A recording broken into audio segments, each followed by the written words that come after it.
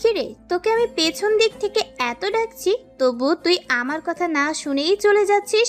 তোর সাহস তো কম না, খ্যাতের বাচ্চা। এদিকে আয়। আপু, আপনি আমার সঙ্গে এরকম ব্যবহার কেন করছেন? আমি তো আপনার কোনো ক্ষতি করিনি। আমি তো আমার মতো করে চলে যাচ্ছি। আপনি শুধু শুধু কেন আমাকে ধাক্কা মারলেন? আর আমি খ্যাত হতে যাব কেন? আমার একটা নাম আছে। আমি কিন্তু মুখে মুখে তর্ক করা একদম পছন্দ করি না। তুই জানিস আমি কে? তুই কার সঙ্গে দাঁড়িয়ে কথা বলছিস? আমি যেটা বলছি সেটা করবি। আমার ক্ষমতা সম্পর্কে তোর কোনো আইডিয়া নেই। তখন মেয়েটা আর কোনো কথা না বলে আকাশকে পরপর অনেকগুলো থাপ্পড় দেয়। আর থাপ্পড় দেওয়ার কারণে সকলেই আকাশের দিকেই তাকিয়ে হেসেই যাচ্ছে। আর কিছুক্ষণ সময় পরেই প্রিন্সিপাল ভার্সিটির ভিতরে প্রবেশ করছে।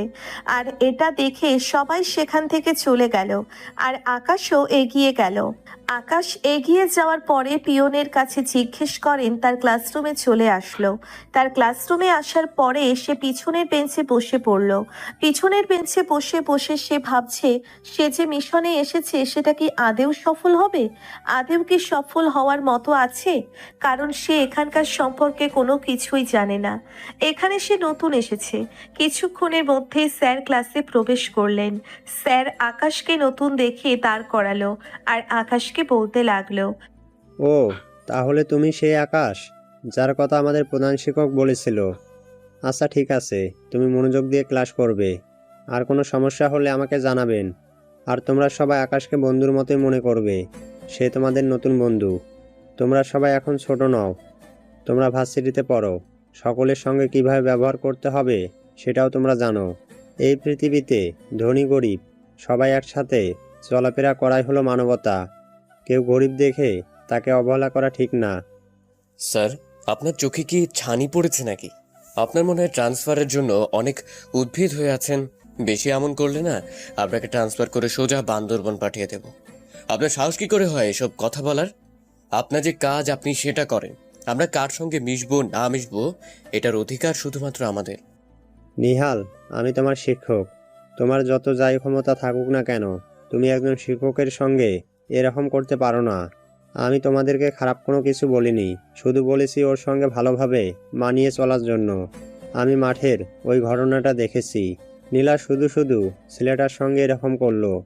স্যার, আপনি যদি আরেকটা কথা বলেন তাহলে কিন্তু আমি আপনার বিরুদ্ধে ব্যবস্থা নিতে বাধ্য হব।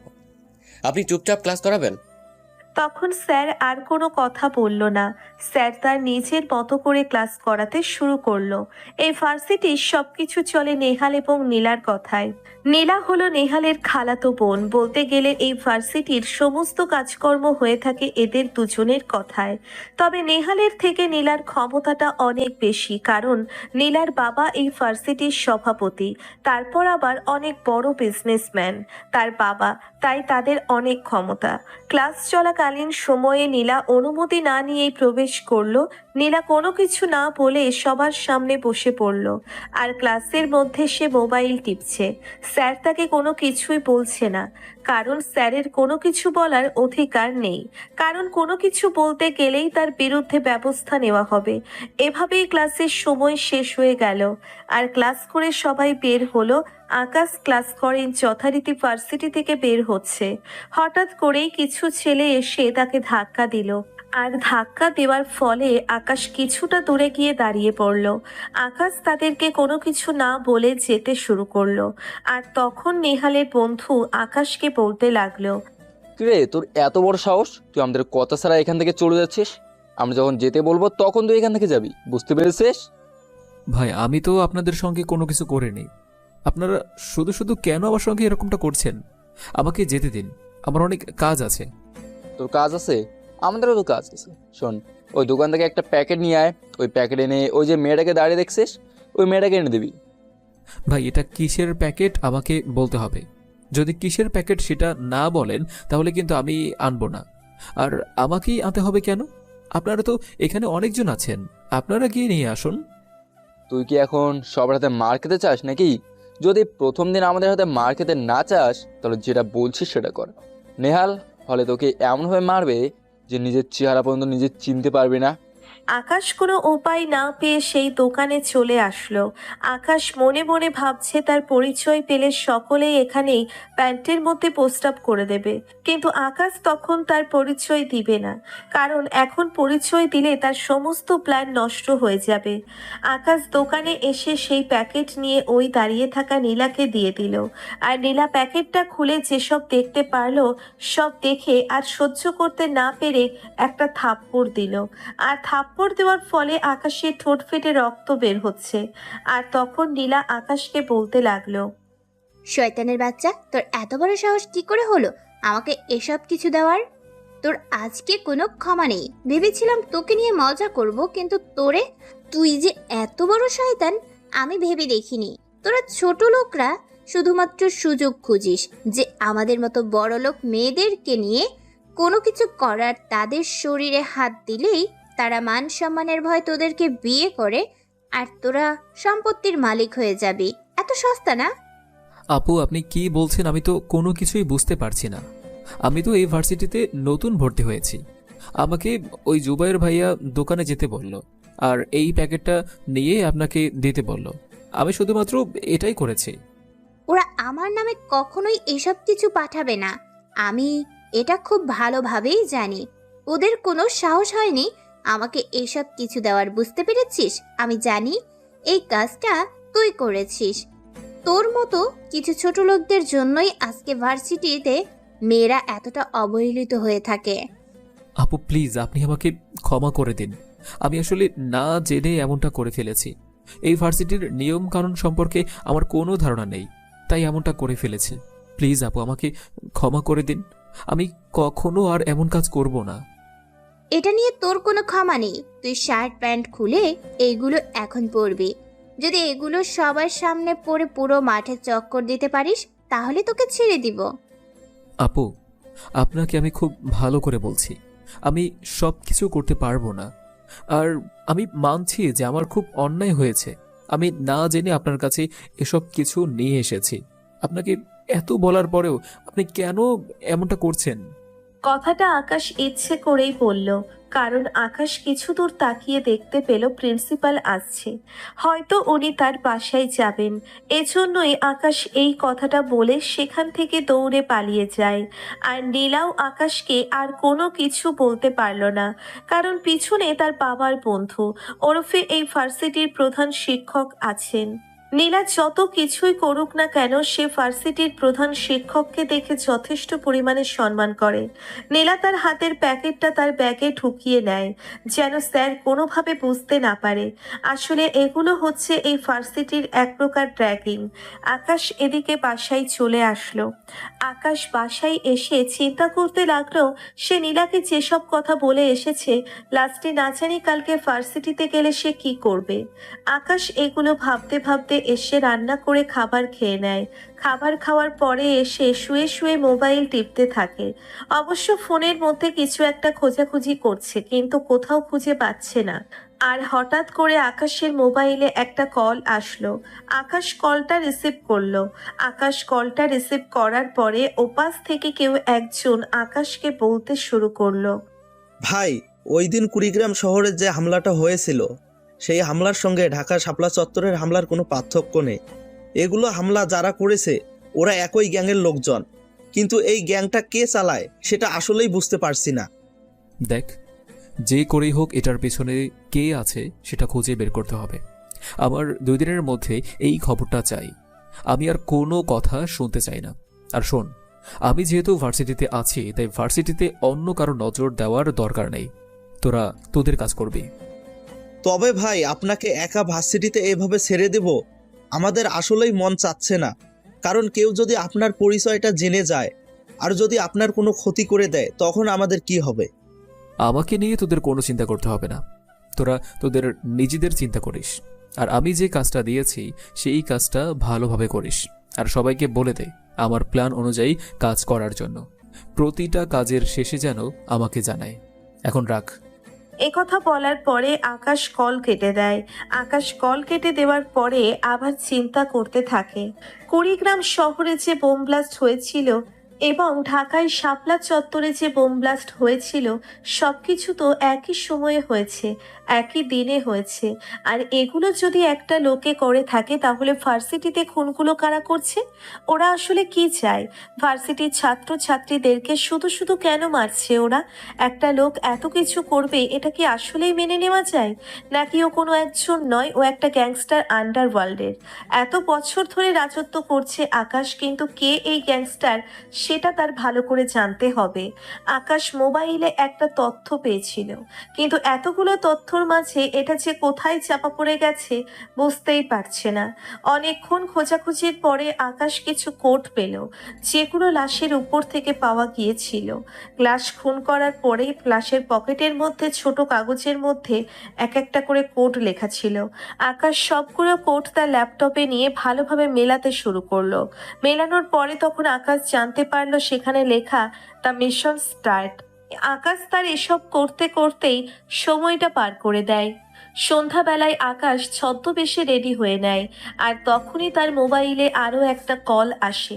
আকাশ কলটা রিসিভ করলো, আর ওপাশ থেকে কেউ একজন তাকে বলতে থাকে, ভাই, আপনি কোথায় আছেন? তাড়াতাড়ি এই জায়গায় আসেন। আমরা আপনার জন্য ওয়েট করে আছি। সকালেই আপনার সঙ্গে দেখা করে ওরা ওদের বিভিন্ন জায়গায় চলে যাবে, আপনি যেভাবে বলেছিলেন। আর ভাই, নতুন একটা খবর আছে। এই খবরটা ফোনে দেওয়া যাবে না, আপনাকে সরাসরি দিতে হবে। আপনি খবরটা শুনে চমকে যাবেন। ঠিক আছে, তোরা 10 মিনিট ওয়েট কর, আর যারা এসেছে তাদেরকে বল আমি 10 মিনিটের মধ্যেই আসছি। কেউ যেন কোথাও না যায়, সবাইকে আমার প্ল্যান বুঝিয়ে দিতে হবে। আকাশ তখন কল কেটে দেয়। আকাশ কল কেটে দেওয়ার পরে তাড়াতাড়ি করে রেডি হয়ে সেখানে চলে আসলো। আকাশ এসে দেখলো সেখানে প্রায় অনেকগুলো গাড়ি দাঁড়িয়ে আছে, আর গাড়ি থেকে তখনই প্রায় 50 থেকে 60 জনের মতো ছেলেরা নেমে আসলো। সকলেই আকাশের সঙ্গে কথা বলতে লাগলো। তারা সকলেই আকাশের হয়ে বিভিন্ন জায়গায় থাকে এবং আকাশের হয়ে কাজ করে থাকে।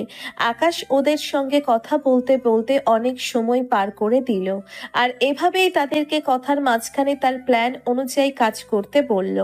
আর সকলেই আকাশের কথা শোনার পরে তাদের গাড়ি নিয়ে চলে গেল। ওরা চলে যাবার পরে আকাশ তখন গাড়িতে বসে পড়ল। ড্রাইভার গাড়ি চালিয়ে যাচ্ছে, আর তখন রাজীব আকাশকে বলতে শুরু করলো, ভাই, মনে করেন একটা শিক্ষক যদি তার প্রতিদিন রাতে ভিন্ন ভিন্ন মেয়েদের স্বাদ পায়, তাও আবার তার ছাত্রীদের কাছ থেকে, এই কথাটা আপনি কিভাবে নেবেন? রাজীব, আমি কিন্তু ফাজলামো করার মোড়ে নেই। যা বলবি সরাসরি বলবি। কী সব কথা বলছিস? একজন শিক্ষক কি করে এসব কাজ করতে পারে? ভাই, এই কথাটা আসলে আমি নিজেও বিশ্বাস করতে পারিনি। আমি সিসি ক্যামেরা হ্যাক করেছি, আর সিসি ক্যামেরা হ্যাক করার পরে ভার্সিটিতে একটা নতুন তথ্য পেয়েছি। ভার্সিটির ইতিহাস বিভাগের রঞ্জিত মল্লিক, উনি তার ডিপার্টমেন্টের মেয়েগুলোকে নিয়ে ফুর্তি করে রাতের বেলা। আমি জানি আপনি বিশ্বাস করবেন না, সেই জন্য আমি সিসি ক্যামেরা হ্যাক করে ভিডিওগুলো আপনার কাছে নিয়ে এসেছি। এই যে দেখেন ভিডিওগুলো। আকাশ ভিডিওগুলো দেখার পরে যেন তার মুখ দিয়ে কোনো কথা বের হচ্ছে না, কারণ লোকটাকে আকাশ অনেক বেশি সম্মান করত। যদিও আকাশ একজন মাফিয়া কিং, কিন্তু ওনাকে আকাশ সম্মানের চোখে দেখত, কারণ শিক্ষককে সবাই সম্মান করে, আর উনি হলেন এই শহরের নাম করা শিক্ষক। সবাই তাকে এক নামে চিনে, রঞ্জিত মল্লিক। তখন রাজীব আবারও আকাশকে বলতে লাগলো, ভাই, আপনি যেটা ভাবছেন আমি নিজেও ভাবছি, এই মানুষটা এরকম হলো কি করে। আমিও আসলে নিজের চোখকে বিশ্বাস করতে পারছিলাম না এটা দেখে। আপনি যদি চান তাহলে আপনাকে নিয়ে এখন একটা জায়গায় যেতে পারি, যেখানে গেলে হয়তো আপনি কোনো কিছু দেখতে পারবেন, যদি ভাগ্যে থাকে। আর যদি ভাগ্যে না থাকে তাহলে তো দেখতে পারবেন না। চলুন যাওয়া যাক। একথা বলার পরে আকাশ গাড়িতে উঠে পড়ল। আকাশ গাড়িতে উঠে পড়ার পরে গাড়িটা রাজীব নিজেই ড্রাইভিং করতে শুরু করলো। অনেক দামি একটা গাড়ি, বিএমডাব্লিউ। এই বিএমডাব্লিউ বাংলাদেশের মধ্যে শুধুমাত্র আকাশেরই রয়েছে, আকাশ ছাড়া অন্য কারো কাছে নেই, এবং এটা সবাই ভালো করেই জানে যে আকাশ ছাড়া এই এক্সপেন্সিভ জিনিসগুলো কেউ ব্যবহার করতে পারবে না। আকাশ একটু পরেই একটা নাইট ক্লাবের সামনে এসে গেল। সবাই গাড়ি থেকে নেমে পড়ল। সবাই গাড়ি থেকে নেমে যাওয়ার পরে আকাশ তখন সবাইকে নিয়ে নাইট ক্লাবের ভিতরে প্রবেশ করলো। আর ভিতরে প্রবেশ করার পরে দেখলো রঞ্জিত মল্লিক মেয়েদের সঙ্গে ডান্স করছে এবং ড্রিঙ্কস করছে। আকাশ একপাশে বসে পড়ল, আর একপাশে বসে পড়ার পরেই তখনই একটা মেয়ে আকাশের সঙ্গে ডান্স করার জন্যে এগিয়ে আসলো আর আকাশকে বলতে লাগলো, হাই, ডান্স করবে আমার সঙ্গে?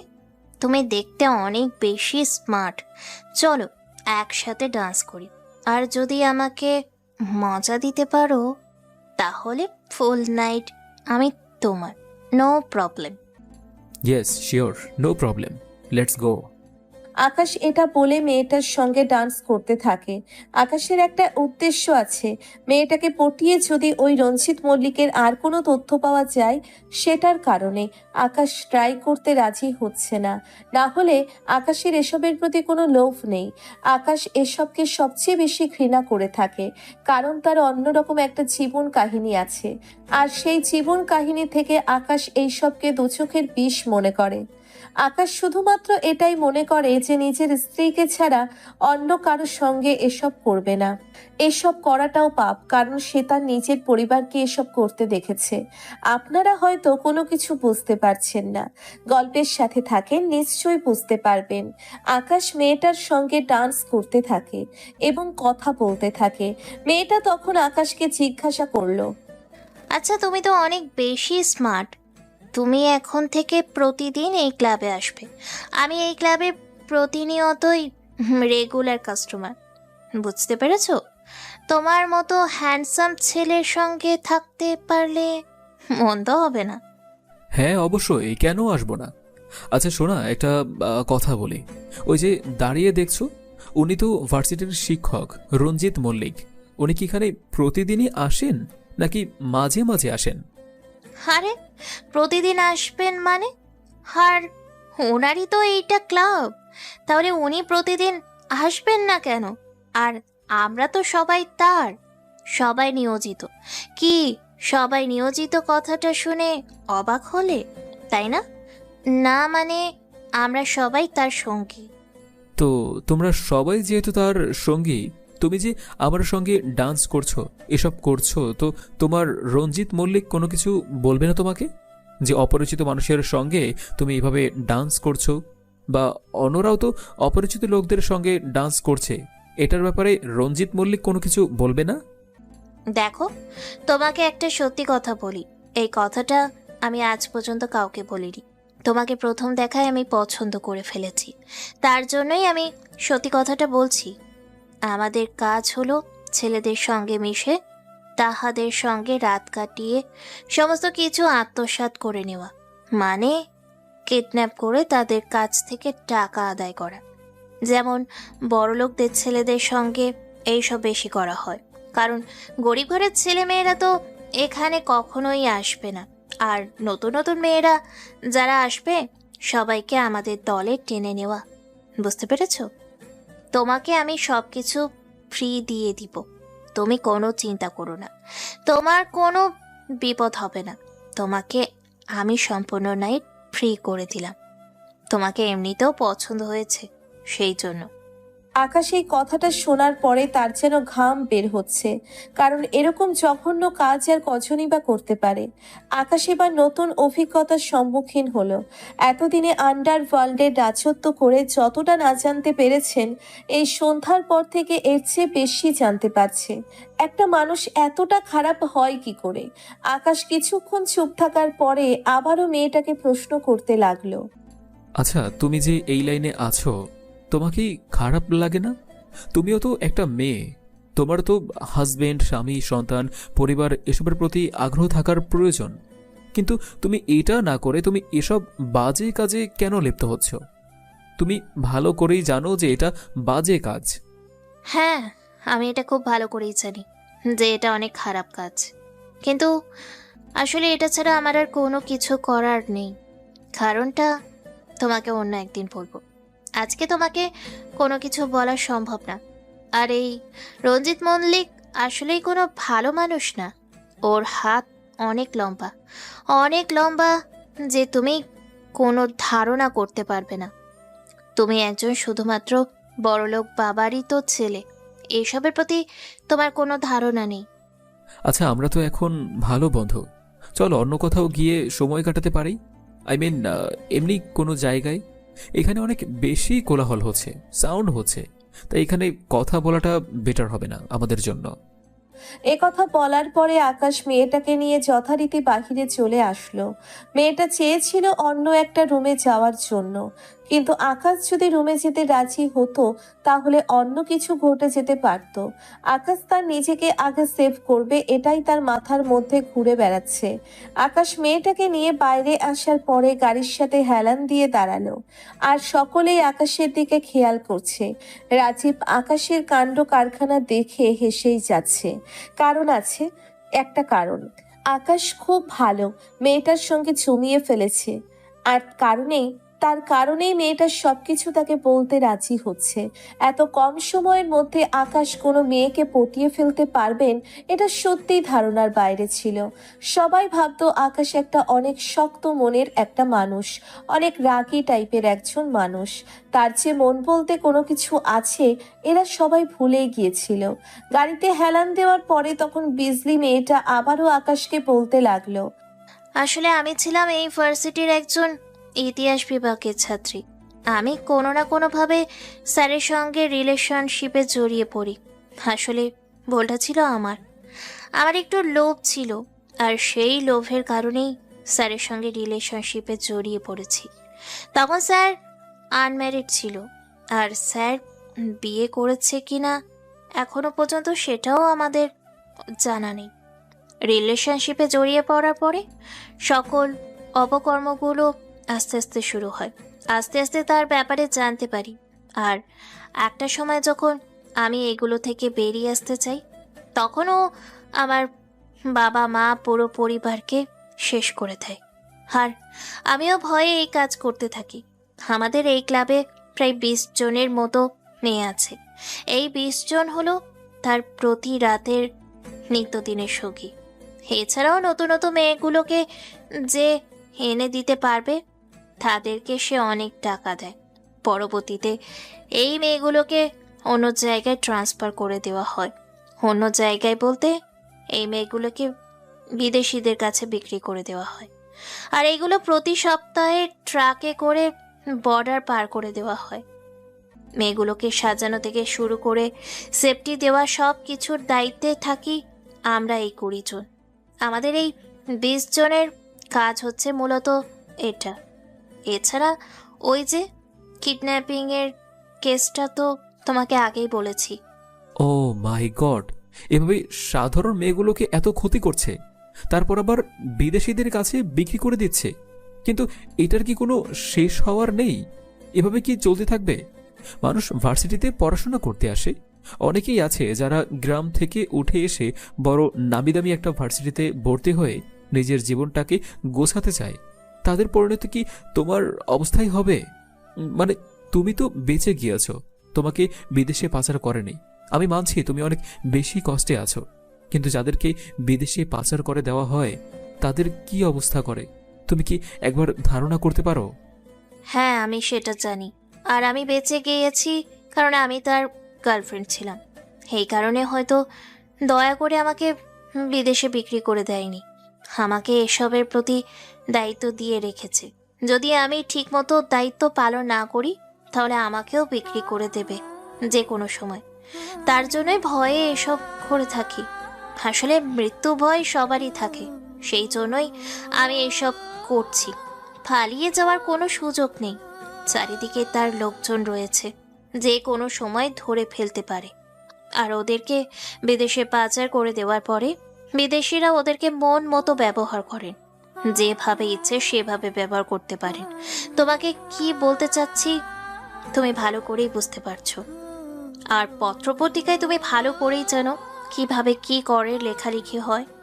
সব কিছু মেনে নিতে না পারলে মেয়েগুলোকে ওরা হত্যা করে ফেলে, আর হত্যা করার পরে কিডনি এবং আরও কিছু বডির অংশগুলোকে ওরা পিস হিসেবে বিক্রি করে দেয়। এইগুলোর মধ্যেও এই রঞ্জিত মল্লিকেরও হাত রয়েছে। তবে রঞ্জিত মল্লিক শুধু একা নয়, রঞ্জিত মল্লিকের অন্য একজন সাহায্য করছে, কিন্তু নামটা হচ্ছে রঞ্জিত মল্লিকের, আর সেই হলো মাস্টার মাইন্ড। কিন্তু সে মাস্টার মাইন্ডের নাম কি, কোথায় থাকে, কি তার পরিচয়, আমরা কোনো কিছুই জানি না। সে সবার আড়ালে থাকে। তুমি আমাকে বিশ্বাস করে সব কিছু বলে দিলে। এখন যদি আমি তোমার সঙ্গে বিশ্বাসঘাতকতা করি, আর যদি ওরা তোমাকে মেরে ফেলে বা আমি তোমাকে মেরে ফেলি? আসলে তোমার প্রথম দেখাতেই আমার ভালো লেগে গিয়েছিল, তার জন্যই তোমার সঙ্গে আমি মিলিত হয়েছি। তুমি চাইলে আমার যে কোনো কিছু করতে পারো, আর যদি তোমার ওইসব করার ইচ্ছে থাকে, চলো, তোমাকে রুমে নিয়ে যাচ্ছি। তুমি যেহেতু আমাকে বিশ্বাস করে সব কিছু বলে দিয়েছ, তাহলে আমি আমার নিজের পরিচয় লুকিয়ে রাখবো না। তুমি জানো আমি কে? আমি সেই আন্ডারওয়ার্ল্ডের মাফিয়া কিং আকাশ চৌধুরী। কথা বলার পরে আকাশ তার ট্যাটু করা হাতটা বাড়িয়ে দেয়, আর ট্যাটুটা দেখার পরে বিজলি আকাশের দিকে ভূত দেখার মতো তাকিয়ে আছে। বিজলি অনেকটা ভয় পেয়ে গেছে, কারণ সে কার সঙ্গে এতক্ষণ কথা বলেছে যে কিনা পুরো আন্ডারওয়ার্ল্ডের রাজত্ব করছে। সে তার সঙ্গে এতক্ষণ এসব কথা বলছিল। বিজলি চুপ করে আছে, মাথা নিচু করে আছে। আর তখন আকাশ বিজলির ভয় কাটানোর জন্য বিজলিকে বলতে লাগলো, ভয় নেই, আমি তোমার কোনো ক্ষতি করব না। আসলে এখানে তোমার কোনো দোষ নেই। তুমি তোমার নিজের জীবন রক্ষার জন্য তুমি এসব কাজ করছো। ওই রঞ্জিত মল্লিক এবং তার পেছনে কে আছে সব কিছু আমি খুঁজে বের করব। তুমি শুধু আমাকে সাহায্য করবে কিনা সেটা বলো। তুমি কি চাও না তোমার মতো যারা এর শিকার হয়েছে, যারা তার আপন প্রিয় মানুষটাকে হারিয়েছে, যার কারণে সমাজে এসব অপকর্ম বেড়ে গিয়েছে, সে শাস্তি পাক, অন্য মেয়েরা তাদের সঠিক বিচার পাক? হ্যাঁ, আমি খুব করে চাই যে যারা আমার এই সর্বনাশ করেছে তারা যেন এই দুনিয়ার বুকে আর বেঁচে না থাকে। আমি নিজে তো শেষ হয়েছি, আমি চাই না আর কোনো মেয়ে এই ফাঁদে পা দিক। দেশের মধ্যে শুধুমাত্র এর কারণে অপকর্মগুলো হচ্ছে। এই কিছুদিন আগে শাপলা চত্বরে বোম ব্লাস্ট হয়েছে এবং কুড়িগ্রামে বোম ব্লাস্ট হয়েছে শুধুমাত্র এই রঞ্জিত মল্লিকের জন্য। তবে এর পেছনে আরও একজন আছে, সেটাকে খুঁজে বের করতে হবে। কিন্তু রঞ্জিত মল্লিক এটা কখনোই সহজে বলবে না। এটা বের করা অনেক বেশি কষ্টকর হয়ে যাবে। তুমি কোনো চিন্তা করো না, তুমি শুধু আমার প্ল্যান মোতাবেক কাজ করে যাও। তোমার যা সেফটি দেওয়া লাগে সব কিছু আমি করব। তুমিও নিশ্চয়ই আমার ব্যাপারে খুব ভালো করে জেনে থাকবে। আমি যদি মরে যাই আমার কোনো সমস্যা নেই, তবুও তো এই শয়তানটার মৃত্যু হবে। এখন আমি ভরসা পাচ্ছি যে আমি মরে গেলেও কেউ একজন আছে যে এদেরকে শেষ করবে। তারপর আকাশ তার নাম্বারটা বিজলির কাছে দিয়ে দিল, আর বিজলির কাছে নাম্বারটা দিয়ে দেওয়ার পরে বিজলি নাম্বারটা নিয়ে চলে গেল। সেখান থেকে আকাশও সবাইকে নিয়ে তার বাসায় চলে আসলো। সবাইকে নিয়ে বাসায় আসার পরে কিছু বিষয় নিয়ে আলোচনা করতে লাগলো, আর সবাই আকাশকে রেখে সবাই যে যার মতো করে চলে গেল। পরের দিন সকালবেলা আকাশ রেডি হয়ে নিল ভার্সিটির জন্য। খ্যাত হয়ে রেডি হয়ে আবারও চলে আসলো ভার্সিটিতে। একটা গাছের নিচে বসে আছে সে, ক্লাস শুরু হতে বেশ অনেকক্ষণ দেরি হবে। কিছুক্ষণ পরেই নীলা তার দিকে এগিয়ে আসলো। নীলা তার দিকে এগিয়ে আসার পরে তখন আকাশকে বলতে লাগলো, কিরে, তুই রাত 10টার দিকে নাইট ক্লাবের সামনে কি করছিলি? আমি দেখেছি তুই আবারও অন্য মেয়েদের পিছনে পড়ে গেছিস, নাকি বড়লোক মেয়েদেরকে নিয়ে এসব করার ধান্দা, তাই না? আপু, আপনি এসব কি বলছেন? আমি তো আসলেই কোনো কিছু বুঝতে পারছি না। আমি শুধুমাত্র সাধারণ একটা ছেলে। আমি দিন আনি দিন খাই, আর অনেক কষ্ট করে এই ভার্সিটিতে চান্স পেয়ে পড়াশোনা করছি। রাত 10টা তো অনেক সময়, এত রাতে আমি বাহিরে কি করে বের হব?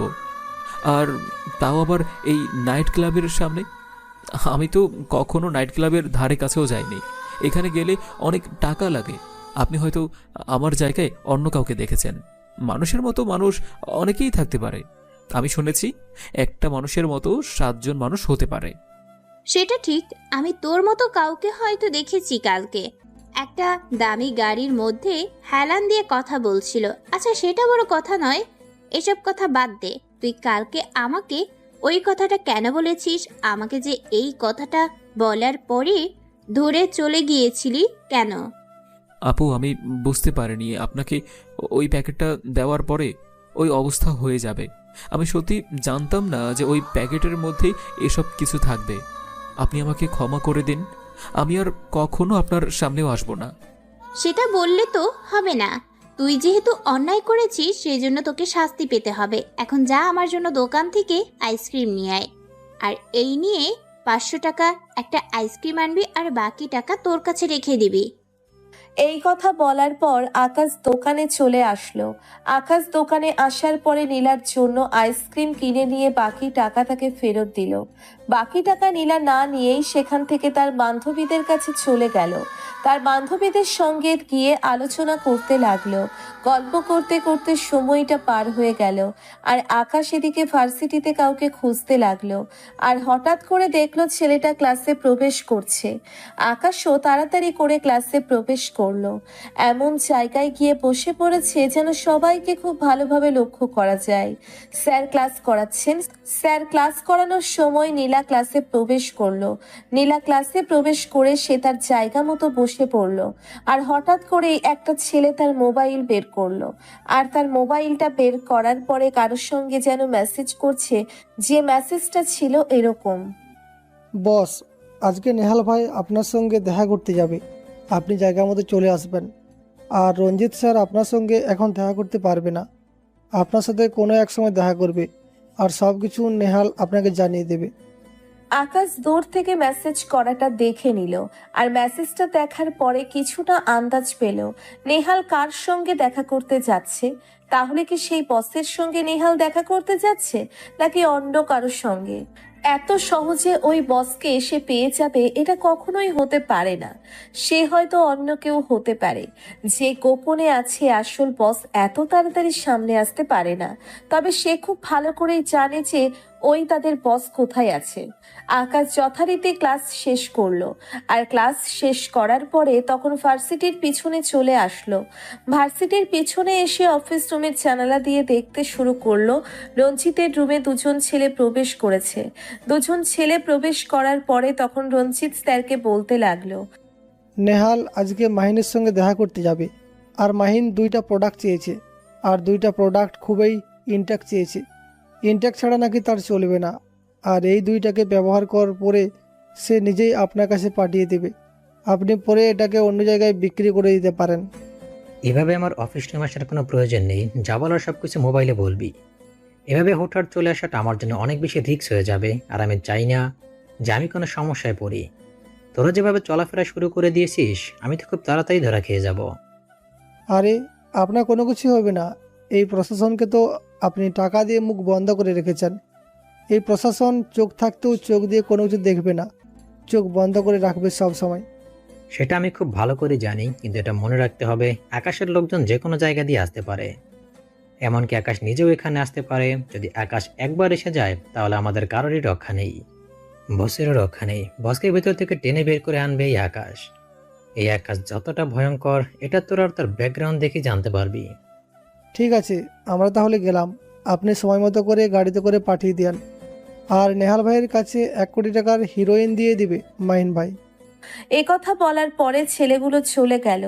আর ছেলেগুলো চলে যাওয়ার পরে রঞ্জিত স্যার যেন কাউকে কল করলো। একবার কল দেওয়ার পরে কিছুক্ষণ কথা বলল। আর এদিকে আকাশ তাড়াতাড়ি করে মাঠে চলে আসলো। মাঠে আসার পরে দেখলো নেহাল স্বাভাবিকভাবেই তার বন্ধু বান্ধবের সঙ্গে আড্ডা দিচ্ছিল। আর যে দুজন ছেলে স্যারের রুমে গিয়েছিল তারাও নেহালের সঙ্গে আড্ডা দিচ্ছে। বোঝার কোনো উপায় নেই যে তারাই ওই গ্যাংস্টারের সদস্য। পাশ দিয়েই চলে যাচ্ছিল আকাশ। হঠাৎ করেই নেহাল তাকে ডাকলো। আকাশ তার কাছে গেলে তারা তখন আকাশকে বলতে লাগলো: কিরে খ্যাতের বাচ্চা খ্যাত, কালকে এতটা দৌড়ানি এবং এতটা থাপ্পড় খাওয়ার পরেও আজকে তুই ভার্সিটিতে কেন এসেছিস? তোর কি লজ্জা শরম বলতে কেন কিছু নেই? ভাই, যেখানে আমি কোনো অন্যায় করিনি তাহলে কি করে আমি ভার্সিটি মিস দিব? আমি তো এখানে পড়াশোনা করতে এসেছি, আমি অন্য কোনো কাজ করতে আসিনি। আমি আমার মতো করেই পড়াশোনা করব। আর এখানে ভার্সিটিতে না আসার কথা কেন আসবে? তুই কিন্তু মুখে মুখে তর্ক করা শুরু করে দিয়েছিস। আমার মাথা গরম করাবি না। আমি মুখে মুখে তর্ক করা একদম পছন্দ করি না। আর একটা কথা বললে তোকে মেরে এখানে শুটকি করে দেব, ক্ষেতের বাচ্চা ক্ষেত ফকিন্নি। শোন, নীলাকে গিয়ে এই চিরকুটটা দিবি, আর এই চিরকুটের মধ্যে কি লেখা আছে সেটা পড়তে পারবি না। যদি পড়িস তাহলে তোকে সোজা ফায়ার করব। এই যে দেখেছিস আমাদের হাতে পিস্তল, তোকে মেরে ফেললে আমাদের কেউ কোনো কিছু করতে পারবে না, কারণ তোর মতো খ্যাতের হয়ে কেউ এগিয়ে আসবে না। সবাই আমাদের দেখে ভয় পায়, বুঝতে পেরেছিস? যেটা বলছি সেটা কর। আকাশ কোনো উপায় না পেয়ে ওই চিরকুট হাতে নিয়ে নীলার দিকে যেতে শুরু করলো। নীলা তার বান্ধবীদের সঙ্গে আড্ডা দিচ্ছিল। আকাশ এই ফাঁকে চিরকুটের মধ্যে লেখা আমি তোমাকে ভালোবাসি, আকাশ এই লেখাটা পড়ে হেসে দিল, কারণ সে আসলেই নীলাকে অনেক বেশি ভালোবাসে। কিন্তু এই প্যাচেতে পড়ে ভালোবাসি বলাটাও হয়ে গেল। আকাশ নীলার কাছাকাছি চলে আসলো। কাছাকাছি আসার পরে তখন চিরকুটটা নীলার হাতে দিল, আর নীলার হাতে দেওয়ার পরে তখন নীলা কোটটা পরে তার বান্ধবীদেরকে দেখায়। তখন তার বান্ধবীরা বলতে শুরু করলো, নীলা, তুই কি এখন এসব খ্যাতের কাছ থেকে লাভ লেটার পাওয়া শুরু করে দিয়েছিস? আজকে সত্যি আমাদের অনেক সৌভাগ্য যে এরকম খারাপ ছেলে তোকে প্রপোজ করেছে, আর আমরা সেটার প্রমাণ। সত্যি করে বল, এটা কি তুই নিজে দিয়েছিস নাকি তোকে অন্য কেউ এটা দিয়ে পাঠিয়েছে? আর তোর সাহস কি করে হলো আমাকে লাভ লেটার দেওয়ার? কালকে কি সব দিয়েছিস আর আজকে আমাকে লাভ লেটার দিয়েছিস? তোকে ইচ্ছে করছে মেরে ফেলতে। আজকে আমার বার্থডে, সেজন্য আমি তোকে কোনো কিছু বলছি না, না হলে তোকে এমন থাপ্পড় দিতাম যে সারা জীবন হাসপাতালের বেডে শুয়ে থাকতি। যারাই আমাকে প্রপোজ করতে এসেছে আজ পর্যন্ত তাদের কি অবস্থা হয়েছে আমার বান্ধবীদের কাছ থেকেই শুনে নিস। এই পর্যন্ত যারা নীলাকে প্রপোজ করতে এসেছে তাদের ঠিকানা হয়েছে শুধুমাত্র হাসপাতালে। এখনো মনে হয় ঢাকা মেডিকেল কলেজের 7 জন ভর্তি আছে। ওরা কোনোদিন সুস্থ হতে পারবে কিনা সেটা জানা নেই। যে প্রপোজ করার জন্য এই অবস্থা হয়েছে, তাহলে ভাব তুই যেসব কাণ্ড কারখানা করেছিস এটার জন্য তোর কি শাস্তি হতে পারে। কালকেও নীলার মন ভালো ছিল না, আর আজকে নীলার বার্থডে, সেজন্য তুই বেঁচে গিয়েছিস, না হলে তোর অবস্থা এরকম হয়ে যেত। আসলে নীলা, আমি তোমাকে কি বলবো আমি বুঝতে পারছি না। আসলে আমাকে ওখান থেকে একটা ভাইয়া আমাকে এই চেক কোডটা দিয়ে বলল তোমাকে দেওয়ার জন্য, তার জন্যই এনে দিলাম। দেখেছিস নীলা, ছেলেটা এখন কত সহজ হয়ে গেছে। ছেলেটা এখন তোকে তুমি করে বলা শুরু করে দিয়েছে। জীবনে আর কত কি দেখতে হবে। তুই কি কোনো কিছু বলবি নাকি আমরা কোনো কিছু করব? এভাবে তো আমাদের মান সম্মান ঢুকাতে পারিস না। তুই তুই আমাদের বান্ধবী হয়ে এসব কি করে সহ্য করছিস? তুই তো আগে এমন ছিলি না, হঠাৎ করে কেন এমন হয়ে গেলি? তখনই নীলা রেগে গিয়ে আকাশকে একটা থাপ্পড় মারলো। আকাশকে থাপ্পড় মারার ফলে আবারও সেই ঠোঁট কাটা জায়গায় লেগে যায়, আর সঙ্গে সঙ্গে রক্ত বের হতে শুরু করলো। আকাশ কোনো কিছু না বলে সেখান থেকে চলে আসলো। সেখান থেকে সোজা বাসায় এসে তার ঠোঁটের মধ্যে ঔষধ লাগিয়ে নেয়, আর এভাবেই সময়টা পার হয়ে যায়। সন্ধ্যাবেলায় আকাশের ফোনে একটা কল আসলো। আকাশ কলটা রিসিভ করলো। আকাশ কলটা রিসিভ করার পরে ওপাশ থেকে জুবায়ের তাকে বলতে শুরু করলো, ভাই, নেহাল তার বাসা থেকে গাড়ি নিয়ে বেরিয়ে পড়ছে, আর তার গাড়ির মধ্যে 2টা মেয়ে রয়েছে। 2টা মেয়েকে হোস্টেল থেকে ধরে এনেছে, অনেক চিল্লাচিল্লি করছে, কিন্তু আমাদের সামনে মেয়েগুলোর হাতের মধ্যে ইঞ্জেকশন দিয়ে দেয়, আর সঙ্গে সঙ্গে মেয়েগুলো অজ্ঞান হয়ে যায়।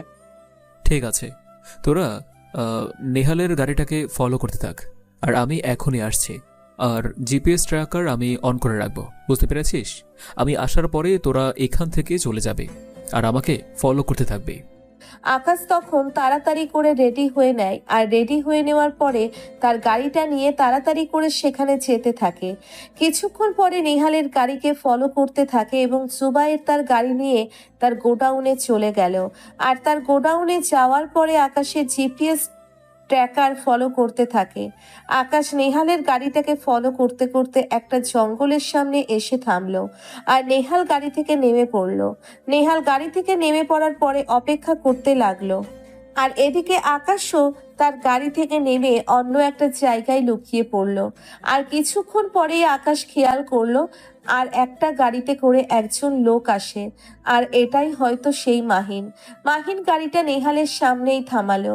মাহিন সহ গাড়ি থেকে আরো বেশ কজন ছেলেরা নেমে পড়লো, আর ছেলেরা নেমে পড়ার পরে মাহিন তখন নেহালকে বলতে শুরু করলো, শোন, পরবর্তী নির্দেশ না দেওয়া পর্যন্ত আমার কোনো প্রোডাক্ট লাগবে না। আর কোটি টাকার হিরোইন দিয়েছে, এটা শেষ হওয়ার পরে আমাকে জানাবি। রকি তোকে মালামালে পৌঁছে দেবে। আর আকাশের লোকজন চারিদিক দিয়ে ছড়িয়ে পড়ে আছে, যে কোনো মুহূর্তে অ্যাটাক করতে পারে, তাই সাবধানে চলাফেরা করতে হবে। আর আমি নির্দেশ না দেওয়া পর্যন্ত এভাবে দেখা করবি না। আমি যখন বলবো তখনই দেখা করবি। ভাই, আপনি যেভাবে বলেছিলেন আমি সেভাবে কাজ করছি। আর ভার্সিটিতে এখন মেয়েরা অনেক সতর্ক হয়ে গেছে, কেউ আর মিথ্যে কথায় চলে আসতে চায় না, সবাই এখন চালাক হয়ে গেছে। আর পুরনো প্রোডাক্টগুলো শুধু আছে, নতুন প্রোডাক্ট কোনোভাবেই ম্যানেজ করতে পারছি না। আর হিরোইনগুলো বিভিন্ন ভার্সিটিতে পৌঁছানোটাও অনেক বেশি টাফ হয়ে গেছে, কারণ রাস্তায় আকাশের লোকজন ছদ্মবেশে দাঁড়িয়ে থাকে, তাই ভয়ের কারণে কেউ ট্রাক নিয়ে যেতে চাইছে না। ট্রাক নিয়ে গেলে যে কোনো মুহূর্তে আকাশের লোকজন গুলি করে দিতে পারে, তার ভয় কেউ যাচ্ছে না। ঠিক আছে, আমি বসের সঙ্গে এই বিষয়টা নিয়ে আলোচনা করব এবং আমাদের লোকজন আরও বাড়াতে হবে। আর লোকজন বাড়ানোর ফলেই আমরা সকল ভার্সিটিতে হিরোইনগুলো পাচার করতে পারবো। ড্রাগসের ব্যবসাটা আরও বেশি উন্নত করতে হবে। হ্যাঁ ভাই, আপনি ঠিক কথা বলেছেন। আর এখানে থাকাটা আমাদের জন্য অনেক বেশি রিস্ক হয়ে যাবে। যদি কোনোভাবে আকাশের কাছে খবরটা পৌঁছে যায়, তাহলে কিন্তু আমাদের এই সমস্যা হতে পারে। তার জন্য বলছি, খুব তাড়াতাড়ি এখান থেকে সরে পড়তে হবে, যে কোনো মুহূর্তে তার চলে আসতে পারে। এই কথা শোনার পরে আকাশ তাড়াতাড়ি করে ফায়ার করাতে প্রথমেই মাহিনের হাতের মধ্যে গুলিটা লেগে গেল, তার পিস্তলটা পড়ে গেল। আর তখন আকাশ একের পর এক গুলি করতে থাকে। আকাশের গুলি দেখে আকাশের লোকেরাও ওদেরকে গুলি করতে থাকলো। আর শেষ মুহূর্তে নেহাল পালিয়ে যায়, কিন্তু আকাশ তাকে ধরে ফেললো। আকাশ তাকে দৌড়তে দৌড়তে জঙ্গলের ভিতরে নিয়ে আসলো, অবশেষে ধরে ফেলতে সক্ষম হলো। আর ধরে ফেলার পরে তখন আকাশকে নেহাল বলতে শুরু করলো, কে তুই? তুই আমাকে এভাবে মারছিস কেন? আমাদের কাজে তুই পাতা দিয়েছিস, তুই জানিস না আমরা কি করতে পারি? আমরা কার লোক? আমাদের বস যদি জানতে পারে, তোকে সেকেন্ডের মধ্যে শেষ করে দেবে, তুই আর বেঁচে থাকতে পারবি না। আমিও তো এটাই চাই, তোর বস আমার সামনে আসুক। তোর বসের সঙ্গে কথা বলার ইচ্ছাটা অনেকদিন ধরেই আছে, আর এই ইচ্ছাটা পূরণ হবার জন্যই তো আমি এতদিন ওয়েট করে আছি। আর তোকে ছেড়ে দেব মানে?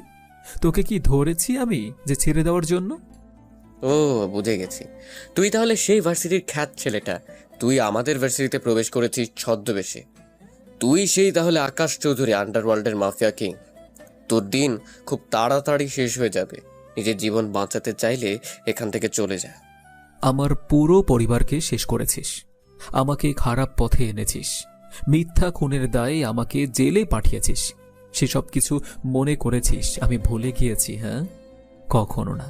তোর বসকে কেটে যদি আমি টুকরো টুকরো না করেছি, আমার নাম আকাশ চৌধুরী না। এই কথা বলার পরে আকাশ নেহালকে ছুরি দিয়ে আঘাত করতে করতে মেরে ফেললো। আর এমন ভাবে রাগে আঘাত করেছে যে শত শত দাগ রয়ে গেছে, রক্ত বের হচ্ছে। আর সেখানেই নেহাল ছটফট করতে করতে মারা গেল। তারপর আকাশ একটা ছবি তুলে নেহালের মোবাইল থেকে তার বসের নাম্বারে পাঠিয়ে দিল। তার বসের নাম্বারে পাঠিয়ে দেওয়ার পরে আকাশ তাড়াতাড়ি করে আবারও সেই জায়গায় আসলো। সেই জায়গায় আসার পরে দেখতে পারলো তার লোকেরা সবাই মাহিনকে ধরে রেখেছে। আর মাহিনের সামনে যাওয়ার পরে তখন আকাশ আবারও বলতে লাগলো, মাহিন, আমি তোকে যে প্রশ্নগুলো করব সেই প্রশ্নগুলো খুব ভালোভাবে উত্তর দিবি। যদি দেরি করিস বা তুই বলতে পারবি না বলিস, সেটার জন্য তোর এক একটা করে অঙ্গ কাটা যাবে। আমি কোনো কিছু জানি না, আমি কোনো কিছু বলবো না। তোকে আমি ভয় পাই না। সব ভয় পেলে এই মাহিম চৌধুরী কখনো কাউকে ভয় পায় না। তোর আন্ডারওয়ার্ল্ডের রাজত্ব করার দিন শেষ হয়ে আসছে। এখন থেকে আমরা রাজত্ব করব। কেন রে? আন্ডারওয়ার্ল্ড কি আমার বাপের নাকি তোর বাপের যে লিখে নিয়ে নিবি? এখানে থাকতে গেলে এমন কিছু হও যেন তোমাকে আঁকড়ে ধরে আরও কিছু মানুষ বাঁচতে পারে। আমাকে আঁকড়ে ধরে সবাই ভালো আছে, শুধুমাত্র তোরাই ভালো থাকতে পারলি না। আমাকে নিয়ে ভালো থাকবে কি করে? তোরা তো মানুষের ক্ষতি ছাড়া উপকার করিস না। আমাদের যা ইচ্ছে হয়েছে আমরা তাই করব, তাতে তোর এত নাক গলানোর কি আছে? তুই চাইলে আমাদের সঙ্গে কাজ করতে পারিস। সেটার জন্য তোকে অনেক অফারও দেওয়া হয়েছিল। এর আগে তোর পুরো পরিবারকে যেভাবে শেষ করা হয়েছে, তোকেও এভাবে শেষ করা হবে। তুই শুধুমাত্র কিছুদিন ধৈর্য ধর। আমাদের বস যদি একবার জানতে পারে তুই আমাকে এবং নেহালকে ধরে ফেলেছিস, আর অলরেডি নেহালের লাশ ফেলে দিয়েছিস, সেটা শুনলে তোর অবস্থা কি হবে সেটাই আমি চিন্তা করছি। আমাকে নিয়ে তোর এত চিন্তা করতে হবে না। আমাকে চিন্তা করার মানুষ এখন অনেক আছে, আর এটা তোর কষ্ট করে বলার কোনো প্রয়োজন নেই। আমি নেহালের মোবাইল থেকে নাম্বারটা নিয়ে আমি নিজেই নেহালের লাশের ছবি পাঠিয়ে দিয়েছি। এত টেনশন করার কিছু নেই। আমি তো চাই সে আমার সঙ্গে কথা বলুক, আমার সঙ্গে দেখা করুক, আমার সামনে আসবে সে। তুই অনেক বেশি ভুল করেছিস। আমাকে মেরে ফেললেও তুই আমাদের কোনো ক্ষতি করতে পারবি না। আমাদের বস তোকে কুত্তার মতো মারবে। তোর পরিবারকে যেভাবে শেষ করা হয়েছিল তোকেও ঠিক সেভাবেই শেষ করবে। এই কথা শোনার পরে আকাশ সহ্য করতে পারল না। আকাশ সঙ্গে সঙ্গে গুলি করে দিল। গুলি করে দেওয়ার পরে হঠাৎ করেই আকাশ পিছনে তাকিয়ে দেখতে পারল সেখানে নীলা দাঁড়িয়ে আছে। নীলাকে এখানে দেখে আকাশ মনে হয় ভূত দেখার মতো দেখছে, কারণ এখানে নীলা কোথা থেকে আসবে? নীলা এখানে কি করছে, এগুলো প্রশ্ন আকাশের মনে ঘুরপাক খাচ্ছে। আর তখন নীলা তার সামনে এগিয়ে আসলো, আর এগিয়ে আসার পরে তখন নীলা আকাশকে বলতে শুরু করলো, আমি অনেক দিন ধরেই লক্ষ্য করছি, আমার প্রথম দিনই সন্দেহ হয়েছিল যে ভার্সিটিতে খ্যাত সেজে আসাটা কোনো একটা মিশন রয়েছে। আর এটা যে এই মিশন আমি সত্যিই জানতাম না। আমি তোমার সঙ্গে সত্যি অনেক বেশি অন্যায় করে ফেলেছি, না জেনে না বুঝে তোমার সঙ্গে অনেক কথা শুনিয়ে দিয়েছি। আমার জন্য তুমি অনেক কষ্ট পেয়েছো। আমি জানতাম না যে তুমি সেই আকাশ চৌধুরী। আসলে আমি তেমন কোনো কিছু মনে করিনি, আর যাকে ভালোবাসি তার কথায় কোনো কিছু মনে করতে নেই।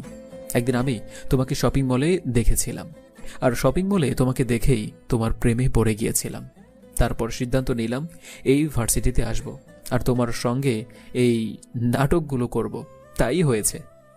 আমি সেটা না বুঝে আমি তোমার সঙ্গে দিনের পর দিন ভার্সিটিতে অনেক কথা শুনিয়েছি, অনেক অপমান করেছি। আমি সত্যি বুঝতে পারিনি। প্লিজ তুমি আমাকে ক্ষমা করে দাও। আজকে আমি বাসা থেকে বেরিয়েছিলাম এমনিতেই ঘোরাফেরা করার জন্য, আর হঠাৎ দেখলাম তুমি একটা গাড়িতে উঠে এখানে এসেছো। তারপর আমিও আমার গাড়ি নিয়ে ফলো করতে করতে এখানে চলে এসেছি। এখানে থাকাটা তোমার জন্য নিরাপদ নয়। তুমি তোমার বাসায় চলে যাও। আমার আরও অনেক কাজ আছে, আর আপাতত আমাকে নিয়ে না ভাবলেও চলবে। আমি মানুষটা সত্যিই ভালো না। তোমাকে আমার ভালো লেগেছে, তার জন্য সহ্য করেছি এসব। আমার জীবনে ভালোবাসাটা কখনোই আসবে না। কিন্তু আমি যে তোমাকে ভালোবেসে ফেলেছি সে প্রথম দিন থেকে, আর তার জন্যই তো আমি এমনটা করেছি। না হলে তো আমি কখনোই এমনটা করতাম না। প্লিজ তুমি আমাকে ফিরিয়ে দিও না। আমি সত্যি তোমাকে অনেক বেশি ভালোবাসি। তোমার সরলতা দেখে আমি সত্যি মুগ্ধ হয়েছিলাম। আমি দেখেছি তুমি লুকিয়ে লুকিয়ে এতিমখানায় যাও আর বাচ্চাদেরকে তুমি সাহায্য করো, কিন্তু তোমার নাম বলতে দাও না। এটা সত্যি আমার কাছে অসাধারণ লেগেছে। আজকাল মানুষ করে এগুলো মানুষকে দেখানোর জন্য, কিন্তু তুমি নীরবে ওদের সাহায্য করে যাচ্ছ। ওদের জীবিকা তোমার মাধ্যমে হচ্ছে, তাই এগুলো দেখে তোমার প্রতি আমার শ্রদ্ধা বোধ বেড়ে গেছে। আকাশ তখন নীলাকে তার জোর করে গাড়িতে তুলল, আর জুবাইরকে বলল নীলার গাড়িটা তার বাসার সামনে দিয়ে আসার জন্য। আকাশ গাড়ি ড্রাইভিং করে যাচ্ছে, আর চুপচাপ ড্রাইভিং করতে করতে নীলার বাসার সামনে চলে আসলো। নীলাকে নামিয়ে দিল। নীলাকে নামিয়ে দেওয়ার পরে নীলা তখন বলতে শুরু করলো, তুমি এটা কি করলে? আমি কি তোমাকে এটার কারণে এত কষ্ট করে ফলো করে তোমার ওইখানে গেলাম? রাস্তার মধ্যে এত কথা বলতে চাইলাম, তুমি কেন কথা বললে না আমার সঙ্গে? আমি কি কোনো অন্যায় করেছি? আমি এখন যে সিচুয়েশনের মধ্যে আছি সেই সিচুয়েশনের মধ্যে থাকলে তুমিও এমনটাই করতে। আমার এখন প্রেম ভালোবাসা এসব করার সময় নয়। যখন হবে তখন হবে, কিন্তু এখন এইসব করার সময় নয়। আমার সামনে অনেক দায়িত্ব, অনেক বড় কর্তব্য রয়েছে। আর কি দায়িত্ব কি কর্তব্য এটা তুমি খুব ভালো করেই জানো। তোমাকে বোঝানোর মতো ক্ষমতা আমার নেই, বুঝে নিও। এভাবেই পার হয়ে গেল বেশ অনেকগুলো দিন। দেশের অবস্থা প্রচুর খারাপ হয়েছে। দেশের মধ্যে বিভিন্ন জায়গায় বোম ব্লাস্ট করেছে আলী আশরাফ। এই আলী আশরাফ হলো তাদের একমাত্র গডফাদার। দেশের এবং বাইরে যত অপকর্ম হয় সবকিছু শুধুমাত্র এই আলী আশরাফের কারণে হয়ে থাকে। টিভিতে সাংবাদিকরা আকাশের ব্যাপারে নিউজ করছে। আকাশ সকল কিছু নিজের হাতে তুলে নিয়েছে। আকাশ তার লোকজন দিয়ে আলী আস্তাপের যত জায়গা আছে সবকিছু ধ্বংস করে দিচ্ছে। সাধারণ মানুষ অনেক খুশি। সাধারণ মানুষ এখন একটাই নাম জপ করে, সেটা হলো আকাশ। এদিকে নীলা আকাশের শূন্যতা অনুভব করতে পেরেছে। নীলা এখন আকাশকে প্রচন্ড পরিমাণে ভালোবেসে ফেলেছে। যদিও আকাশ নীলাকে অনেক আগে থেকেই ভালোবাসে, কিন্তু এটা আকাশ এখন এসব নিয়ে ভাবছে না। নীলা প্রতিনিয়ত আকাশের সঙ্গে যোগাযোগ করার চেষ্টা করে, কিন্তু যোগাযোগ করতে পারে না, কারণ আকাশ অনেক ব্যস্ত সময় পার করছে। তখন তার প্রতিটা সেকেন্ডের মূল্য তার কাছে অনেক বেশি দামি। এগুলো হারিয়ে গেলে সে আর কখনোই ফিরে পাবে না। আর যদি কাজে একটা ভুল হয় তাহলে তার অনেক বড় ক্ষতি হয়ে যাবে। সে আরো অনেক দূর পিছিয়ে যাবে, যেটার মাসুল তাকে অনেক দিন ধরে দিতে হবে। একদিন রাতের বেলা সকল কাজ করার পরে আকাশ শুয়েছিল, আর তখনই নীলা তাকে কল দিল। নীলা কল দেওয়ার পরে আকাশকে বলতে শুরু করলো, কি ব্যাপার, আমি তোমাকে এতগুলো কল দিচ্ছি, তুমি আমার কল রিসিভ করছো না কেন? আর তুমি এসব কি করছো? এমন তাণ্ডব শুরু করে দিয়েছো কেন? এই শহরের প্রতিটা জায়গায় আলী আশরাফের লোকজনকে মেরেই যাচ্ছ লাগাতার ভাবে। তুমি কি এসব খুন খারাপি বন্ধ করবে কিনা সেটা বলো। নীলা, তোমার কাছে কি এগুলো খুন খারাপি মনে হচ্ছে? তুমি কি চোখ থাকতেও অন্ধ? তুমি কি চারদিকে কি হচ্ছে দেখতে পারছো না? আমি যদি ওদেরকে না মারি তাহলে ওরা দেশের ক্ষতি করবে, আমার নিজেরও ক্ষতি করে দেবে। তখন কি হবে? আর কাউকে না কাউকে তো দাঁড়াতে হবে। আমি ছাড়া কে আছে দাঁড়ানোর মতো? আমি এসব কোনো কিছুই জানি না। আমার মতে এগুলো হলো গুন্ডামি মাস্তানি। আমি আন্ডারওয়ার্ল্ডের মাফিয়া কিং সম্পর্কে কোনো কিছুই জানি না, আর জানতেও চাই না। আমি এইসব কোনো কিছুই চাই না। আমি শান্তি চাই। তোমাকে নিয়ে আমি শান্তিতে বাঁচতে চাই। নীলা, তুমি বুঝেও না বোঝার ভান কেন করছো? আমি তোমাকে আগেও বলেছি এসব নিয়ে কোনো কথা বলার সময় আমার এখন নেই। আমার কাছে এখন সবচেয়ে বেশি গুরুত্বপূর্ণ হলো আমার এই সিচুয়েশনটা। এ কথা বলার পরে আকাশ কল কেটে দিল। কল কেটে দেওয়ার পরে আকাশ ভাবতে শুরু করলো মেয়েটা তাকে নিয়ে সত্যিই অনেক বেশি ভাবনা চিন্তা করে। কিন্তু সে যদি এখন নীলার মায়ার কাছে আবদ্ধ হয়ে যায় তাহলে সে অনেক বেশি বড় ভুল করবে। এই সুযোগে আলী আশরাফ দেশের মধ্যে আরো অনেক কিছুই করে ফেলতে পারে এবং আরো অনেক ক্ষতির সম্মুখীন হবে সে।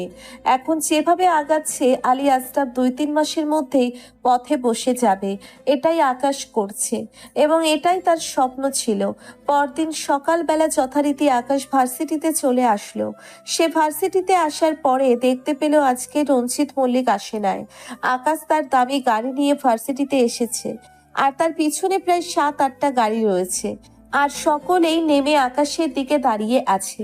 এটা দেখে সবাই আকাশের দিকেই তাকিয়ে আছে, কারণ তারা এতদিন যে ছেলেটাকে জানতো, আজকে সেই ছেলেটাই এত দামি গাড়ি এবং এত সিকিউরিটি নিয়ে এসে ভার্সিটিতে এসেছে।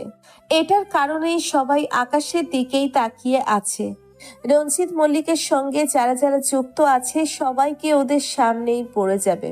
সকলের বুঝতে বাকি রইল না যে এটা কে এসেছে ভার্সিটিতে, আর এতদিন কাকে তারা এত অপমান করেছিল, এত কথা শুনিয়েছিল। সকলেই মাথা নিচু করে আছে, কারণ মোটামুটি সবাই আকাশকে তুচ্ছ তাচ্ছিল্য করে অপমান করেছিল। তখন আকাশের কাছে জুবাইর এসে বলতে শুরু করলো, ভাই একটা খারাপ সংবাদ আছে। খারাপ সংবাদটা হলো নীলাকে ওরা তুলে নিয়ে গেছে, সঙ্গে নীলার মা বাবাকেও। এইটারই ভয় পাচ্ছিলাম আমি। মেয়েটাকে এত করে বললাম যে বাইরে বের হওয়ার কোনো প্রয়োজন নেই, আমার কারণে হলেও তাকে তুলে নিয়ে যেতে পারে। এখন আমাকে ওরা ব্ল্যাকমেল করবে, সব কিছু শেষ হয়ে গেল। আমি যেতে যেতে ওরা তাকে তুলে নিয়েছে। ভাই এখন কি করব? আমাদের যত জায়গায় যত ছেলে পেলে রয়েছে সবাইকে খবর দেই আর মূল অ্যাটাকের জন্য তৈরি হতে বলি। ওরাও মূল অ্যাটাকার জন্য তৈরি হয়ে গেছে, এটা তো 100% ঠিক। হ্যাঁ, এটা ঠিক যে ওরা মূল অ্যাটাক করার জন্য তৈরি হয়ে গেছে। ঠিক আছে, আমার যত জায়গায় লোকজন আছে সবাইকে খবর দে। সবাইকে আজকে সন্ধ্যার মধ্যে আমি আমার গোডাউনের সামনে দেখতে চাই। কথা বলার পরে জুবাইর চলে গেল। জুবাইর চলে যাওয়ার পরে গাড়িতে করে আকাশ কমিশনারের বাসায় চলে আসলো। কমিশনারের বাসার সামনে এসে গাড়ি রেখে দিয়ে ভিতরে প্রবেশ করলো। ভিতরে প্রবেশ করার পরে কমিশনার আকাশকে দেখে অবাক হয়ে গেল, আর কমিশনার আকাশকে দেখে বলতে শুরু করলো, কি ব্যাপার, তুমি আজকে নিজে থেকে এখানে এসেছ? নিজে থেকে ধরা দিতে এসেছ? যাক, ভালো কথা, নিজে থেকে ধরা দিতে এসেছ।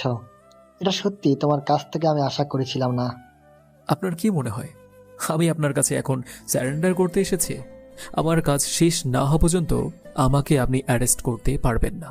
আমাকে কি মামলায় অ্যারেস্ট করবেন? থানায় কি কোনো মামলা আছে নাকি, না কোনো প্রমাণ পেয়েছেন আমার নামে? তাহলে কেন অ্যারেস্ট করবেন আপনি? আপনার সমস্যাটা কোথায় আমাকে নিয়ে? দেখো, দেশের মধ্যে আইন নামে কিছু একটা আছে।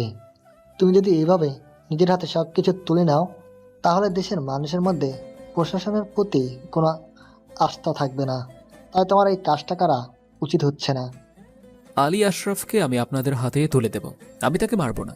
প্রাণে মেরে ফেললে তো সব কিছুই শেষ হয়ে যাবে। আপনারাই তো এটার পরে বিচার করবেন।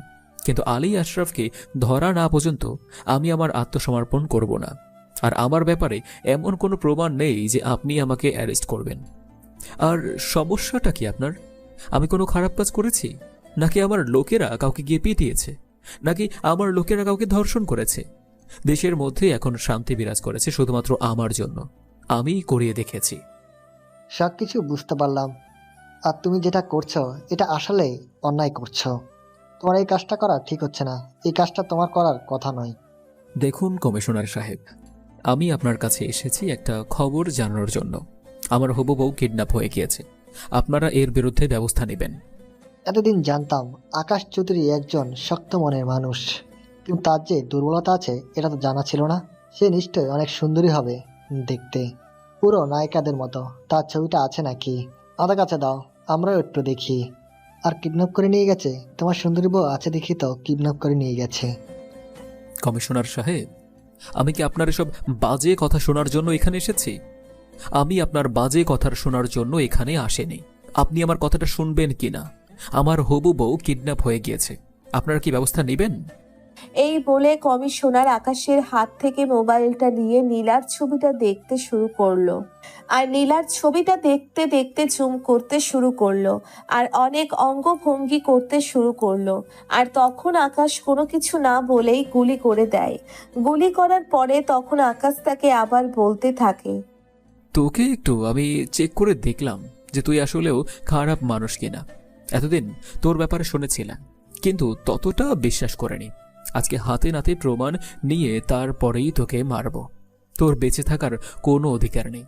সাধারণ মানুষ আসে তোর কাছে সাহায্য চাওয়ার জন্য, তুই মানুষের পাশে দাঁড়াবি, আর সেখানে কিনা তুই কমিশনার হয়ে মানুষের সঙ্গে এরকম করিস। জানি না অন্য সকল মেয়েদের সঙ্গে তুই কি করেছিস, আর আমার বউকে কারা নিয়ে গিয়েছে এটার জন্য আমি তোর কাছে আসব। হ্যাঁ, এটা তুই ভাবলি কি করে?